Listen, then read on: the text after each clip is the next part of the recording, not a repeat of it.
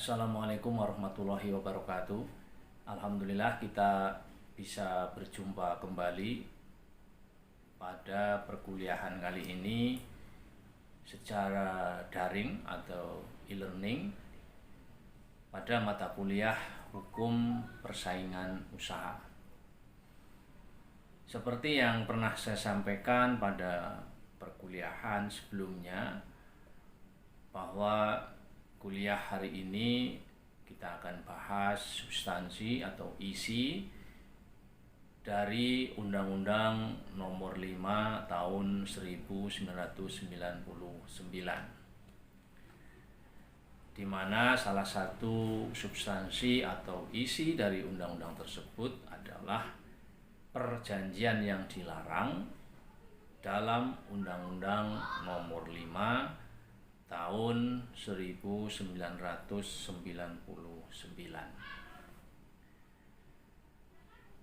Sebelum membahas tentang perjanjian yang dilarang,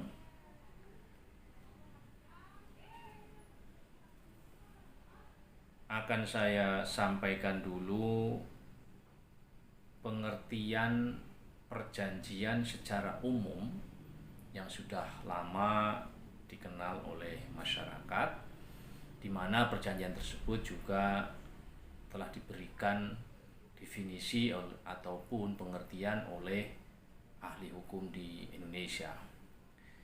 Seperti disampaikan oleh Prof. Wiryono, beliau menafsirkan perjanjian itu sebagai sebuah perhubungan hukum mengenai harta benda antara dua pihak dalam hal mana suatu pihak berjanji atau dianggap berjanji untuk melakukan sesuatu hal atau untuk tidak melakukan sesuatu hal, sedang pihak lainnya berhak menuntut pelaksanaan dari perjanjian itu. Jadi ada pihak yang berkewajiban melaksanakan prestasi dan pihak lain ada yang menuntut pelaksanaan prestasi. Pendapat yang lain disampaikan oleh ahli hukum yang lain, yaitu disampaikan oleh Prof. Subekti. Beliau mengatakan bahwa perjanjian adalah suatu peristiwa di mana seseorang berjanji kepada orang lain atau di mana dua orang saling berjanji untuk melaksanakan sesuatu hal.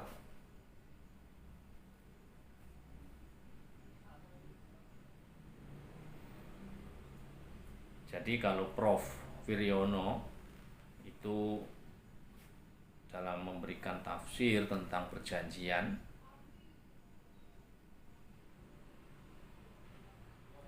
beliau menyatakan bahwa satu pihak itu berjanji untuk melakukan suatu hal atau untuk tidak melakukan suatu hal. Sementara Prof. Subekti menyebut seseorang berjanji kepada orang lain untuk melaksanakan sesuatu hal. Jadi memang ada perbedaan antara yang disampaikan oleh Prof. Wiryono dengan Prof. Subekti, tetapi pada intinya sama, yaitu satu pihak melaksanakan prestasi dan pihak yang lain menuntut pemenuhan prestasi, di mana kedua belah pihak itu sama-sama telah memberikan janjinya. Kemudian di samping pendapat dari para ahli hukum, konsep perjanjian juga bisa kita lihat di dalam pasal 1313 Kitab Undang-Undang Hukum Perdata.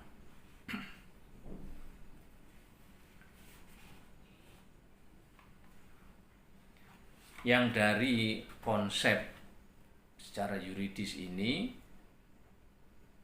menunjukkan bahwa perjanjian itu merupakan salah satu sumber dari perikatan. Saya ulang dari konsep pasal 1313 KUH Perdata menunjukkan bahwa perjanjian itu merupakan salah satu sumber dari perikatan. Selanjutnya di dalam pasal 1233 Kitab Undang-Undang Hukum Perdata menyatakan bahwa suatu perikatan yang ada yang lahir karena perjanjian dan ada yang dilahirkan karena undang-undang.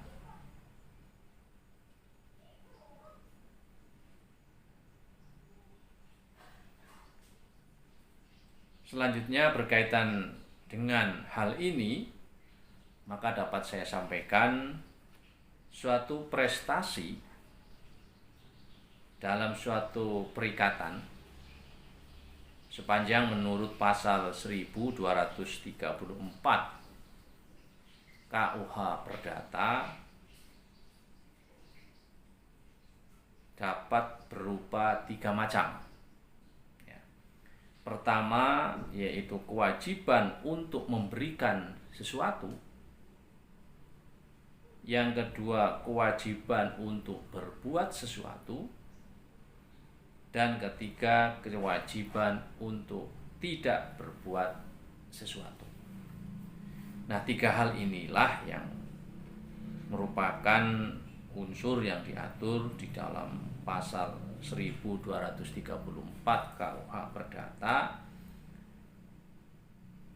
tentang perikatan. Ya, jadi suatu perikatan menurut pasal 1234 KUH Perdata ada 3 macam tadi, yaitu kewajiban memberikan sesuatu, kewajiban berbuat sesuatu, dan yang ketiga kewajiban untuk tidak berbuat sesuatu. Perlu juga saya sampaikan bahwa dalam sistem hukum perjanjian dianut sistem yang terbuka. Artinya para pihak mempunyai kebebasan yang seluas-luasnya untuk mengadakan perjanjian yang berisi dan berbentuk apa saja. Cuma harus diingat bahwa sistem terbuka ini tidak boleh melanggar ketertiban umum dan kesusilaan. Jadi 2 hal ini merupakan batas dari sistem terbuka yang dianut dalam sistem hukum perjanjian. Silahkan lakukan perjanjian apa saja asal tidak melanggar ketertiban umum dan kesusilaan. Nah, konsep ini dapat kita lihat, dapat kita baca di dalam rumusan pasal 1338 Kitab Undang-Undang Hukum Perdata, yang pada intinya menyatakan bahwa semua perjanjian itu dibuat secara sah dan berlaku sebagai undang-undang bagi para pihak yang membuatnya.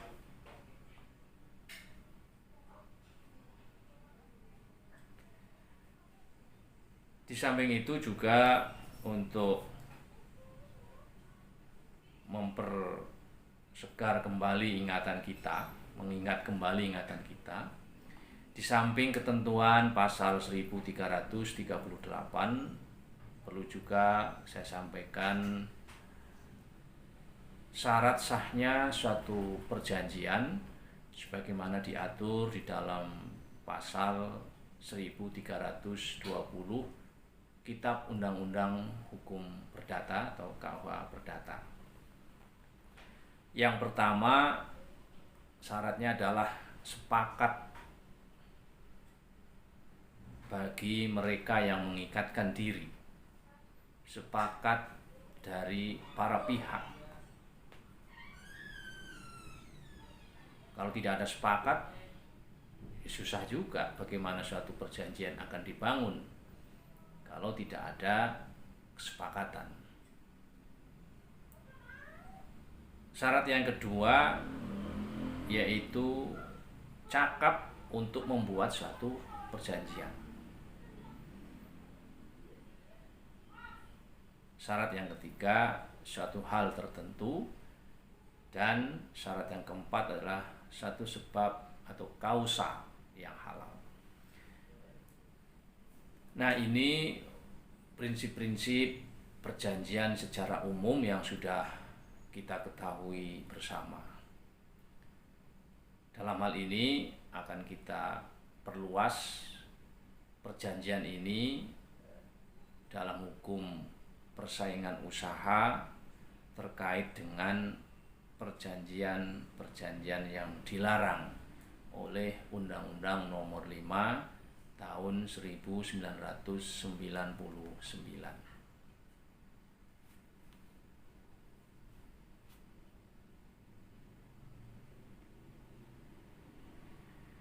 Sekali lagi bahwa beberapa ketentuan yang telah saya sebutkan tadi merupakan asas-asas dan ketentuan-ketentuan umum yang berlaku untuk semua perjanjian secara umum.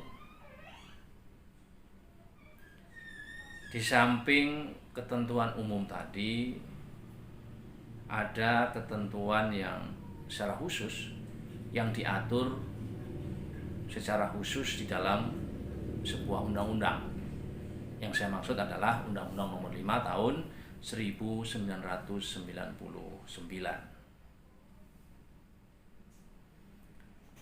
Nah, undang-undang ini telah mengatur, telah memberikan konsep apa itu perjanjian. Hal ini nampak dari pasal 1 angka 7 Undang-Undang Nomor 5 Tahun 1999 yang dinyatakan di dalam ketentuan tersebut suatu perbuatan satu atau lebih pelaku usaha untuk mengikatkan diri terhadap satu atau lebih pelaku usaha.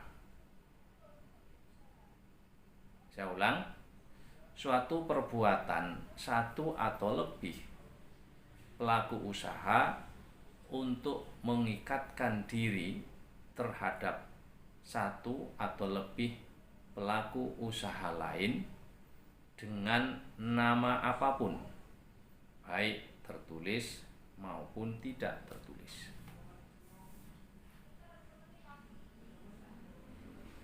Dari rumusan atau konsep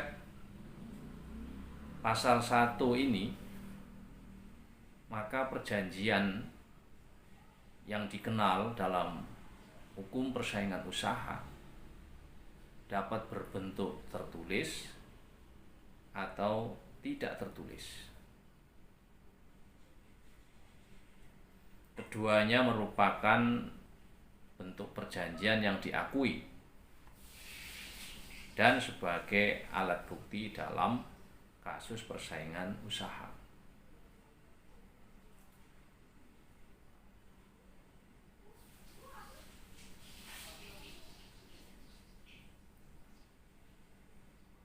Kita lanjutkan kembali bahwa perjanjian yang dimaksud di dalam Undang-Undang Nomor 5 ini ada perjanjian yang dilarang. Ada perjanjian yang dilarang yang tidak boleh dilakukan oleh pelaku usaha.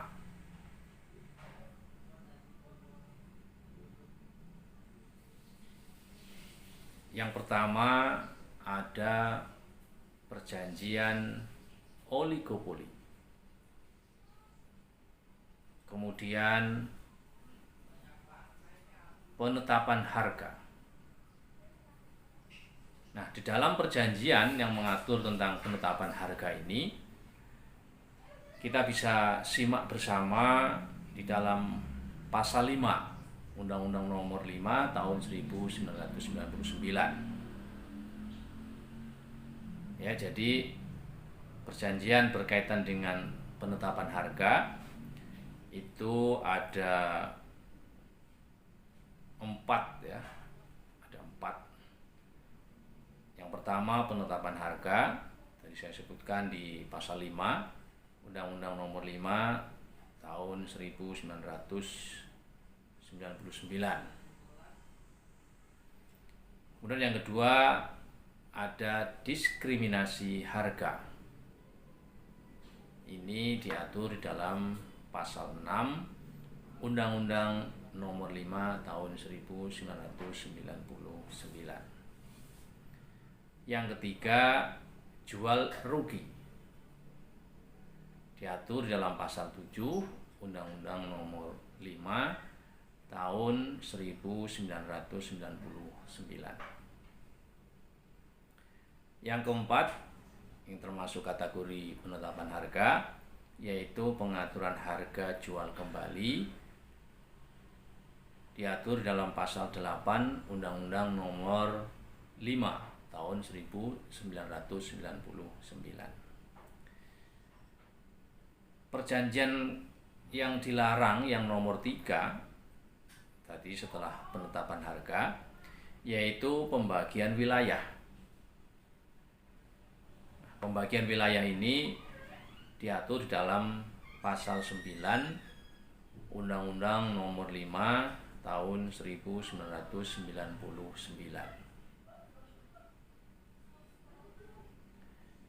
Perjanjian yang keempat yang dilarang yaitu pemboikotan. Pasal 10 diatur dalam pasal 10 Undang-Undang Nomor 5 Tahun 1999. Kemudian perjanjian berikutnya adalah kartel. Diatur dalam pasal 11 Undang-Undang Nomor 5 Tahun 1999. Yang nomor 6 yaitu trust.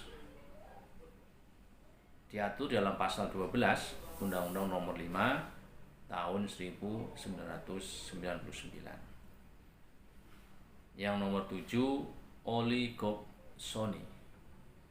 Diatur dalam pasal 13 Undang-Undang Nomor 5 Tahun 1999. Yang nomor 8 integrasi vertikal.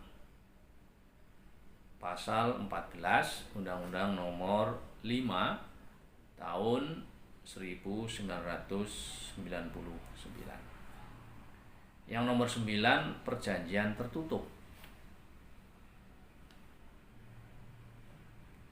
Ini diatur dalam pasal 15 ayat 1, ayat 2 dan ayat 3 Undang-Undang Nomor 5 Tahun 1999.